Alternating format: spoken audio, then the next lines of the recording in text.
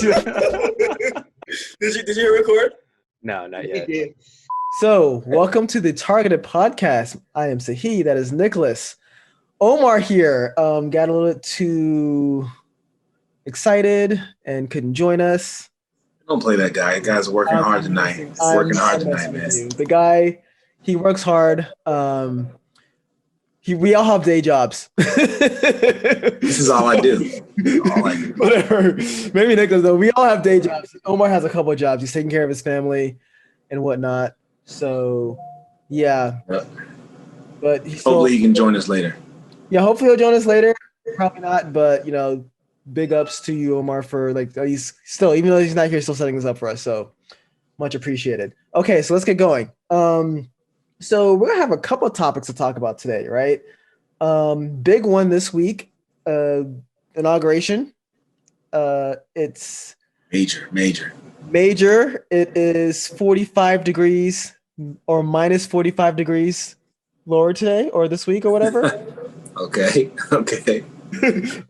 Minus 45 degrees today. I saw that joke online. So we're going to talk about that. We've been hitting pretty hard with politics and kind of just what's been going on in the current event. So, yeah. We're very happy to talk about something different.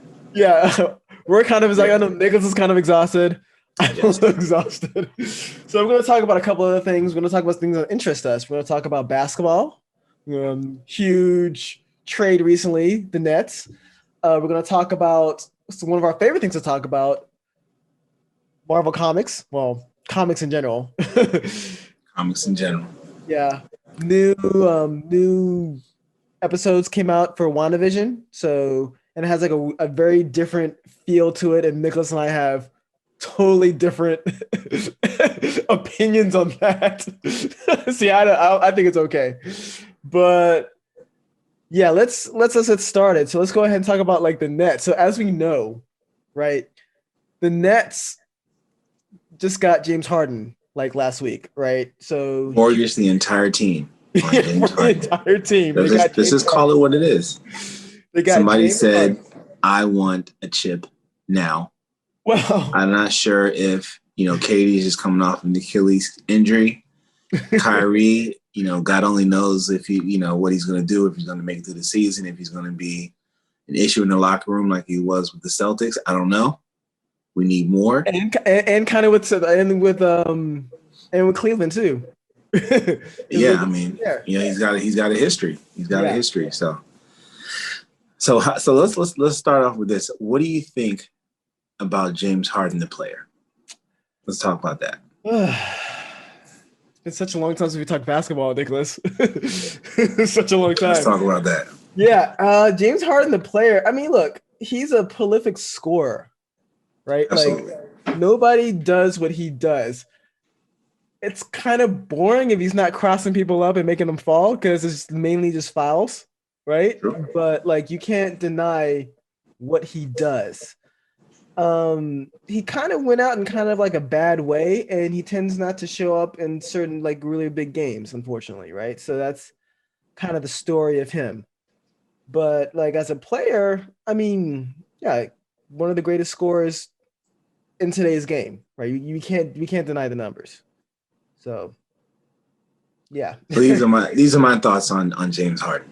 Okay, I do not like watching James Harden play basketball. Of course not. Okay? I do not like watching James Harden play basketball at all. It's 1,000 dribbles. His definitive move is a travel, as far as I'm concerned, and there's very little to no defense being played by James Harden. What I will say is this, and that is that despite all that, and despite my dislike for his game, I still have respect for it. Mm-hmm. He's a prolific scorer. And I just hate watching him travel and just get by with all this stuff. And then they talk about how great he is at getting these fouls and getting to the line. It's like he's just begging for calls. You go down the lane, somebody pats him on the shoulder, foul, foul. I just get tired of it, but it works, right? I want to comment a little bit on his game, that travel move that he does, that step back, 4 steps. So apparently, you can agree with this or not, right? I was reading some article, Business Insider of all places, was talking about this and how the reason why he's not travel is because he's gathering the ball. So you can gather the ball and take like 4 steps, apparently, and that's fine. I mean, Come on now. whatever. That's the rule. That's why they don't call it. So, you know, but I'll say this though, they looked good, right? Initially, when with Harden, so Kevin Durant looks good this year. Like he recovered from the Achilles tear. I'm so happy for him. He looks good, right? And when James Harden came back, dude messed around, got a triple-double first game. That's what I'm saying. I mean, the boy does this thing. I was watching First Take. Max Kellerman was saying he had his old man YMCA game. I mean, it's exactly. I mean, I feel like that's an apt description for his game. Yeah, I mean, first game triple-double. Like they were good, and I don't know if they will be able to win well with this ISO ball. Like they tried it with Houston, it doesn't work, right? So hold on. So ISO ball in Houston was different though because it was just Harden. Okay, Harden was a primary ball handler. It was just Harden, and I'm talking about before Russell Westbrook came there. Yeah, but Chris Paul and then played ISO too. Chris Paul is a pure point guard, man. Yeah. I will not disrespect that man by saying that he was playing ISO ball. Well, it's just when you run it through Harden, when you're running the offense through Harden, even though Chris Paul was there, it's still being run through Harden. Yeah. As soon as you're passing, and then when it gets to Harden, let's watch him do work. He's either that's the problem, right? He's either going to go 7 for 38, or make all them shots. So yeah. So yeah, I mean. But let's face it, the game that they played is ISO, right? And they kind of do that a little bit with Brooklyn now. Like, so Kevin Durant, when he was with the Warriors, he could play ISO. I mean, he was unguardable on the Warriors, like a 7-foot guy that can shoot. Like you can't. Well, he's unguardable, period. It's just, but the Warriors had so many people, and I mean, if you can stop him, he's gonna pass the ball to Steph or Clay, and like. But they have that motion offense, right? I was reading an article about this. Curry was saying it's really complex. It's not even something that you can learn. It's like something you have to feel after hours and hours of play, and you play off like instinct and where to go, and you just basically take whatever the defense gives you and how you're moving around. It's crazy. Yeah, no. So I was a huge Sacramento Kings fan back in the day when they were trying to beat the Lakers. And they play that style of ball, right? That motion offense, right? Dallas kind of did something similar as well. Okay. But yeah, do they have the pieces of that in Brooklyn? I just don't know, right? And they just lost recently to Cleveland. Like they got cooked by Colin Sexton, right? Well first of all, good. He's good. But he is good. He is good. All respect to him. Yeah. What I thought was interesting first of all, it was a double overtime loss. Yes. So it's not like they just got their butts kicked. It was a double overtime loss. Like it's not, they weren't blown out or anything like that. Three superstars. What I find interesting is that that's the first game Kyrie is back. Yes. So when Harden and Durant are in there, boom, blowing people away. Yeah. Durant, by the way, FYI, has been averaging 30 over the past 11 games. Okay. Nice. Killing them. And then Kyrie comes back and they take an L. So I don't know if that's kind of like a little telling right there, but I think it's going to take some time. But I still think that they're probably coming out of the East. I think they're going to be the number 1 seed? No. Yeah, so it's going to be tough because they have a rookie coach, in which Kyrie kind of threw under the bus initially. When saying that, like, I don't see Steve Nash the coach. I can be the coach. Kevin Durant to be there. That's a recipe for disaster already. It's like Kyrie stuff, man. I mean, look, I don't want to. As long as he's not talking, we're all good. He just. Yeah, I don't trust anybody who thinks the world is flat. Let me just start there. Yeah, I won't even get into that. Yeah, I mean, I was watching ESPN. I watch Highly Questionable, and I think Pablo Torre was like, "Yeah, Kyrie Irving has like a degree from YouTube University." You just getting conspiracy theories from YouTube. And if you watch YouTube long enough, you'll think that Pac is still alive too, right? I mean, all over the place. It's nuts. But look, obviously he's going through some things. I don't want to belittle him for that, right? Yeah. So he's definitely going through some things. He's going through some struggles, and I definitely wish him for him to be the best. I hope that he gets the help that he deserves, because I won't say that I have a lot of experience with this, but from what I've noticed is that people have to kind of take some accountability to get some help that they need, right? So Kevin Love has had problems with this, and he's had some mental issues, and he's been open about it. He's become an advocate for mental health. He's a common advocate. Who was on the Spurs? He was with the Raptors. I forgot his name, which is DeMar DeRozan, I think. Yes. Oh, okay. Yes, DeRozan. So he also had been an advocate for like mental health issues. So I really hope Kyrie gets like the help that he needs. So, yeah, I don't know what's gonna happen with the Nets. They're going to be like, is it like? Let me ask you this: is it championship or bust with these guys this year? Yes. Yeah, I mean, if not this year, I would almost give them a pass if they didn't win a chip this year, just because you just started playing with these guys all over again. And this is the year that they made the trade, so they gave up a whole lot of depth on the team, and it's 82 games, so you need that to make it all the way through. So, but if they don't win a chip by next year, bust. Yeah, bust for sure. Absolutely. For sure. I mean, I almost feel like Kyrie doesn't even want or care very much about basketball either. And again, we talk about the mental health issues. I kind of get where he's coming from with all that's going around us, right? Yeah. I mean, he was like one of the people that while they're in the bubble saying like we should start our own league and like kind of forget this. And at the time, I didn't get where he was saying. And I mean, again, this is a guy who thinks the world's flat, so I can't truly trust what he says. But he said that doesn't make everything else a moot point. Bruh, I'm sorry. No. But from that perspective, I kind of understood what he was saying, though, because he was like, we play for other people, that obviously like could care less about us. Like we're their entertainment. Yeah. We should. It's about making ownership for right. And it's like about what are they going to do? These owners, all the talent, right? Like what are they going to do if all the talent goes and does something else? I would say this too. Like they were stuck in a bubble. Right. And with everything going on, they can't leave. They can't voice their opinions. Like they're doing their best within the bubble to have the Black Lives Matter logo there. They're kneeling during the national anthem and all that stuff. And they still felt so limited and confined. So I can get the stress of just being there and with all that's going around him. And like he was kind of one of the people that was like, yeah, we should probably start our own thing. Fun fact, a lot of these owners supported Trump. Right. They actually donated to Trump. Like I think actually the owner of the Rockets donated to Trump, and as well as the owner of Cleveland Cavaliers donated to Trump.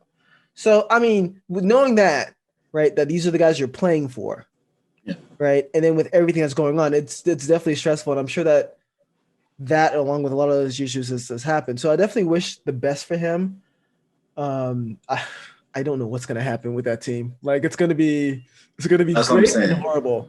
Like if they can overcome the weird off-court stuff and develop any sort of chemistry, we already know Harden and KD have chemistry from their days back in Oklahoma City. So if they develop any sort of chemistry, then we'll see LeBron in the Lakers. I heard an interesting joke about Kyrie. I mean, again, I wish him the best, but these jokes are hilarious. Where they said that Kyrie wanted to be like Batman. Or like the superhero of his team, and he ends up being like Jarvis or Alfred. You're gonna be Alfred, yeah. He's Alfred now. Like he wanted to be Batman, but he ended up being Robin in Cleveland. So he wanted to be Batman, and he's gonna probably be Alfred now. Yes. I mean, it only works if he does more pure point guard type stuff. We already know KD. KD doesn't have to be the main guy. I think he only took he's been taking 19, 20 shots a game, and shooting crazy percentage, almost 50% from 3-point range. Yeah. I mean, he's just, I think he's Yeah. the best player in the NBA right now. I'll also say that as well. Oof. Oof. Yes, I'll also say that. It's hard to argue against that, but I feel like every time we try to hand the best player to another player, LeBron wins a championship. So right now Lakers in 5. Like I see.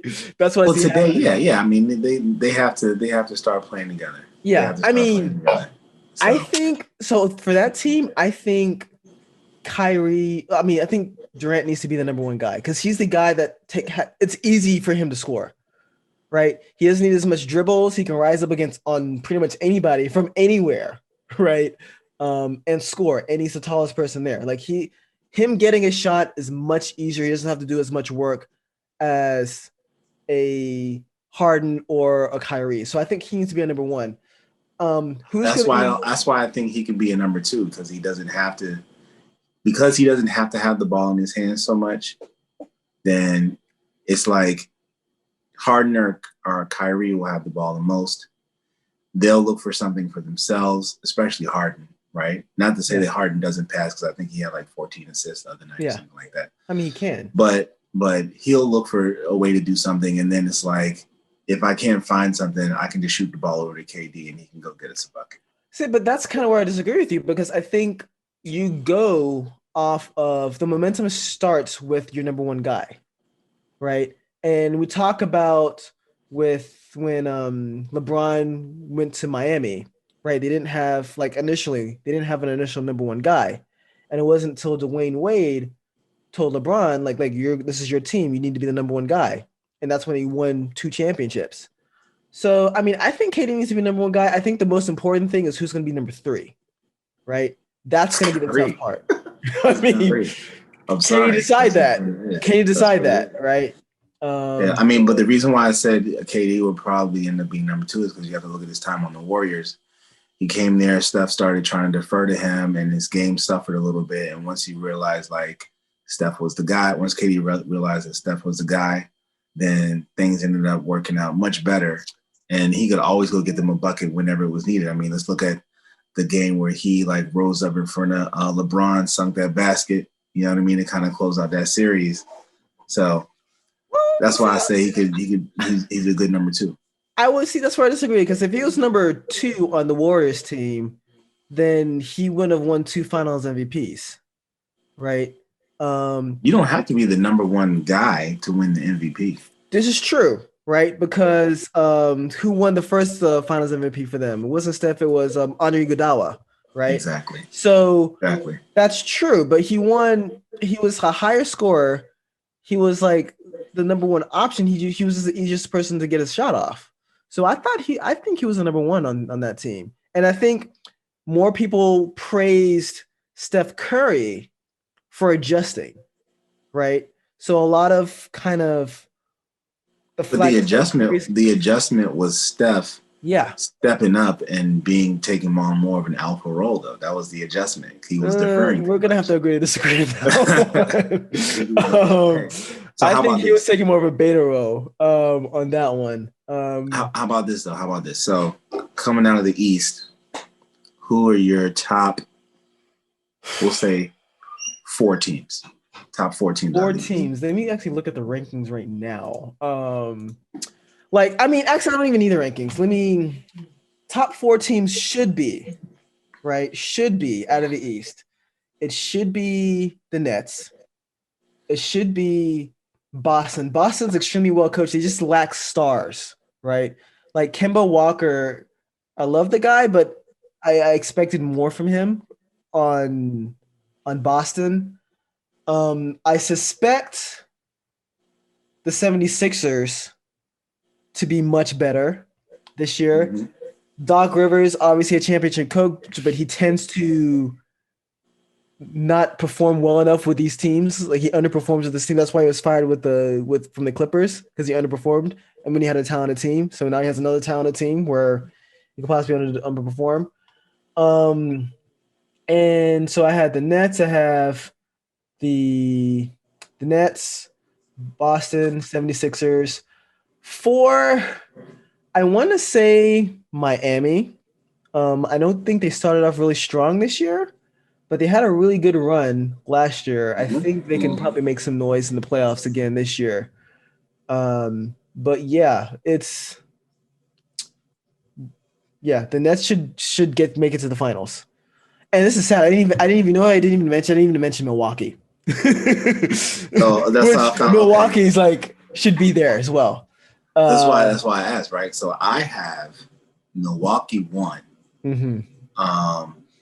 Celtics 2, Nets 3, and then it's between the 76ers and the Heat for the 4th seed. And I like the Nets at the 3 seed. I feel like they're not going to play the weakest team. They won't play the hardest team. I think the 3 seed will be, about where they get to, because they're going to figure out how to work things out towards the end of the season. Yeah. Not quite because Giannis and them are probably going to blow through the regular season. Let's just be real, just like they did last year, right? But I think they're going to be a good 3 seed, and I think they're going to cause some trouble. Yeah, I mean they could. They have to stay healthy. Kyrie does tend to get into some injuries and trouble, unfortunately. But yeah, we'll have to see. It's going to be a really interesting NBA season. I think they're going to bring back the bubble too, again, by the way. So that's top 3 from the West. Top 3 from the West. So you got that's easy. West. Come on. Well, number 1's obviously the Lakers. All right. Number 2, though, we like to make fun of them. The Clippers. Number 2.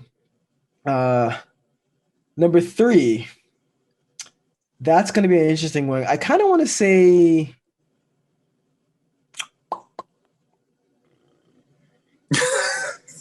That's a tough one. So number 3, I want to say Utah. I don't think they've played well a lot this year. Either between Utah or Dallas. I'm kind of waiting. Like a lot of people say Luka is going to like rise this year, be an MVP candidate. I haven't seen a whole lot of it this year so far. But Luka is crazy good. He's crazy good. And he's not even athletic, which is crazy. Like that's the way some of those big men are, man. But he can still shoot that ball. I mean, he's not a big man. He can dribble. He can step back and shoot. He's great. So, yeah, I'll say Dallas. So, yeah, Lakers, Clippers, Mavericks. Definitely Lakers number 1 for me. I think between the Clippers and Dallas for number 2.